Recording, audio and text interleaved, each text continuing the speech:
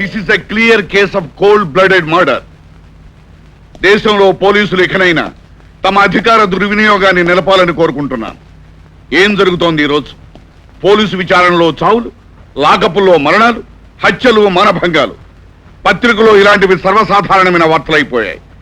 పోయిన వారం కూడా విజయవాడలో తనకు జరిగిన అన్యాయాన్ని గురించి రిపోర్ట్ చేయడానికి పోలీస్ స్టేషన్కు వెళ్లిన ఒక అబలపై మానభంగం జరిగి మరణించిన విషయం మనందరికీ తెలుసు. చూసేవాళ్ళుడు, ఇది మన పనికున్న ఇన్సెక్యూరిటీ. మన ఉద్యోగం కోళ్ల మార్కెట్లో ఉన్న కరివేపాకు లాంటిది. కరివేపాకును కొనరు, కొసారు అడుగుతారు.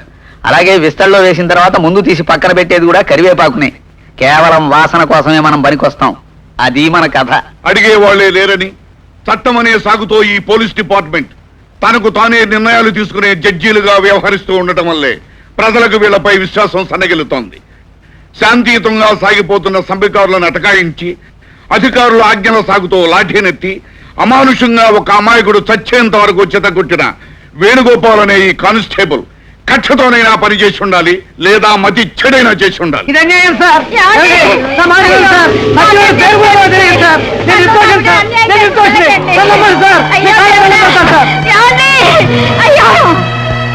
ఏంటి ఇక్కడ ఉన్నావు? కోర్టులో మీ మామయ్య గారికి గుండె నొప్పి పడిపోయారు, ఆసుపత్రికి తీసుకెళ్లారు.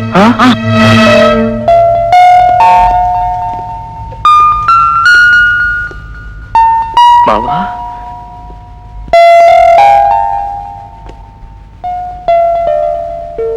గోపి,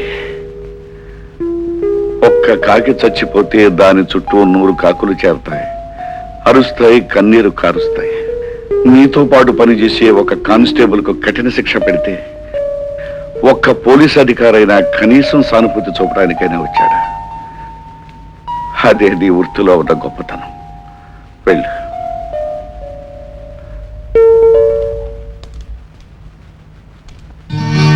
ఇదిగో, ఇక్కడి నుంచి నాన్నగారి దగ్గరికి కేసు, కోర్టు అని ఎవరొచ్చినా సరే లోపలికి పంపొద్దు.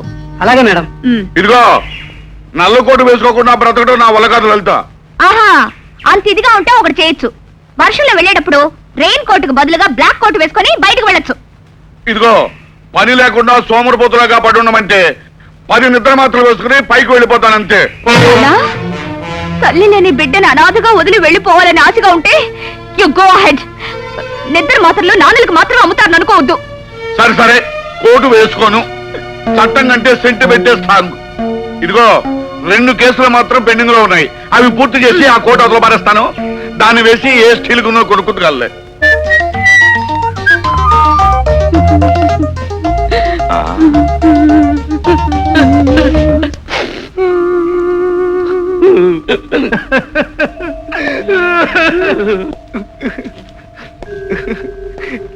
ఎందుకు సార్ అందరూ బయట? అవి కన్నీళ్లు కావు, ఆనంద బాష్పాలు. కన్నీళ్ళ రంగు నేను చూడలేదు సార్. 501, నీకు కొసరాజు తెలుసా? అయ్యో, పెద్ద రౌడీ సార్. మన డిపార్ట్మెంటే వారిని చూస్తే హడిలిపోతుంది సార్. వాడి అత్యాచారాలు పేటరేగిపోతున్నాయి. వాడిని పట్టుకోకపోతే దేశానికే ప్రమాదమని ముఖ్యమంత్రి గారు BBC రేడియోలో చెప్పారు. Sir, idea. ఆ రౌడీ గారిని పట్టుకోవడానికి మిలిటరీ పోలీసుని రప్పిద్దామా?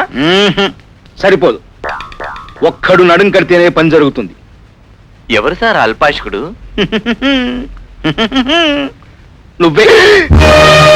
సార్ సార్, మా అమ్మకి నేను ఒక్కడే కొడుకుని సార్. నన్ను నమ్ముకుని ఒక ఆడచెల్లింది సార్. అయినా అంత తప్పు నేనేం చేశాను సార్? కోర్టులో నన్ను జడ్జి గారి ముందు ఇరికించేది నువ్వు. సార్, ఏదో తెలియక చేశాను సార్. అప్పటికీ కన్ను కొడుతూ సిగ్నల్ ఇస్తూనే ఉన్నాను, అయినా తెలియలేదు నీకు. సార్, మీరు కన్ను ఇప్పుడు కొడుతూనే ఉన్నారు సార్. ఇప్పటికీ అప్పటికి నాకు తేడా తెలియలేదు సార్. నా పక్కన బిరిగుడ్ల ఎస్పీ గారు కూర్చుని నన్ను ఉరువురు చూస్తున్నాడు. సార్, ఒక పని చేయనా సార్? తిన్నగా ఎస్పీ గారి ఇంటికి వెళ్ళిపోయి ఆయనకి చిన్న ఇల్లు ఉన్నట్టు ఆయన భార్య గారితో చెప్పి ఆయన ఇరికించేనా? తొందరగా ఇరికించాయి. రాను రాను నీ న్యూసెన్స్ ఎక్కువైపోతుంది డివిజన్ లో. వెళ్ళి ఆ కొసరాజుని తీసుకురా.